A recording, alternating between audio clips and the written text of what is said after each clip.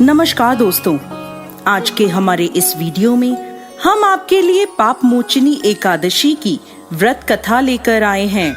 युधिष्ठिर महाराज ने भगवान श्री कृष्ण से पूछा, हे केशव, कृपा कर आप मुझे चैत्र मास के कृष्ण पक्ष में आने वाली पाप मोचनी एकादशी के विषय में बताएं।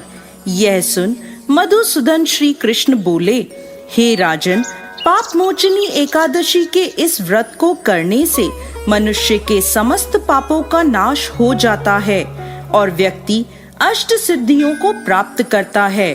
पाप मोचनी एकादशी की व्रत कथा के अनुसार अनेक वर्षों पूर्व देवताओं के कोषाध्यक्ष कुबेर के पास चैत्ररथ नाम का अत्यंत सुंदर उपवन था, जिस उपवन में भोलेनाथ के परम भक्त मेधावी ऋषि तपस्या कर रहे थे।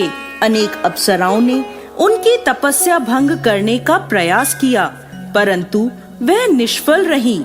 इसीलिए मंजू घोषा नाम की एक अप्सरा ने ऋषि की तपस्या भंग करने का निश्चय किया।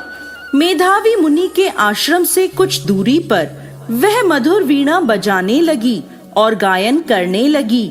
मेधावी मुनि घूमते हुए उसकी ओर गए और उसे इस प्रकार गायन करता हुआ देख मोह के वशीभूत हो गए और उसके साथ रमण करने लगे। भगवान भोलेनाथ के रहस्य को वह भूल गए। ऐसे ही रमण करते हुए बहुत समय बीत गया। एक दिन अप्सरा मंजू घोषा देवलोक वापस जाने लगी। जाते समय उसने मुनि से कहा, हे ब्राह्मण, अब आप मुझे मेरे देश जाने की आज्ञा दीजिए। तब मेधावी मुनि बोले, हे देवी, जब तक सवेरे की संध्या न हो जाए तब तक आप यहीं ठहरो।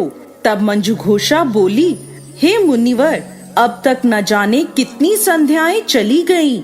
मुझ पर कृपा कर आप बीते हुए समय का विचार कीजिए। तब मंजू घोषा की बात सुन मेधावी ऋषि ने बीते हुए समय का हिसाब लगाया। तब उन्हें पता चला कि उन्हें इस अप्सरा के साथ 57 वर्ष बीत गए हैं। मंजू घोषा को अपनी तपस्या का विनाश करने वाली जानकर मेधावी मुनि उस पर क्रोधित हो गए और उन्होंने उसे श्राप देते हुए कहा, पापिनी, तुमने मेरी कठोर तपस्या को नष्ट किया है। मैं तुम्हें श्राप देता हूँ कि तुम पिशाच योनि में चली जाओगी।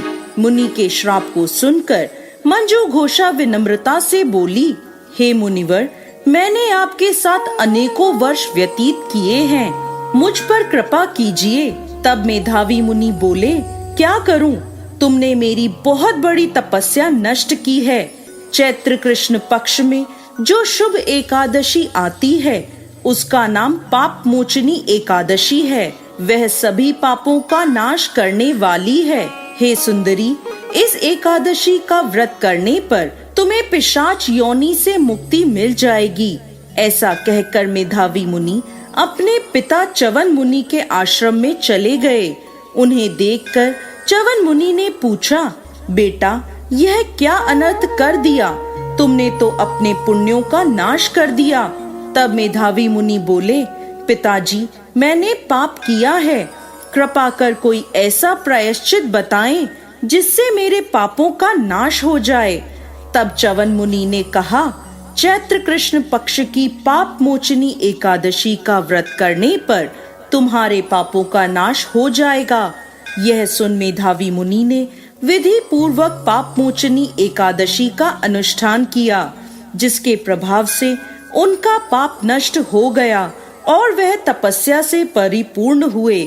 इसी प्रकार मंजू घोषा ने भी पाप मोचनी एकादशी के उत्तम व्रत का पालन किया, जिसके प्रभाव से वह पिशाच की योनि से मुक्त हुई और दिव्य रूप धारण कर स्वर्गलोक चली गई।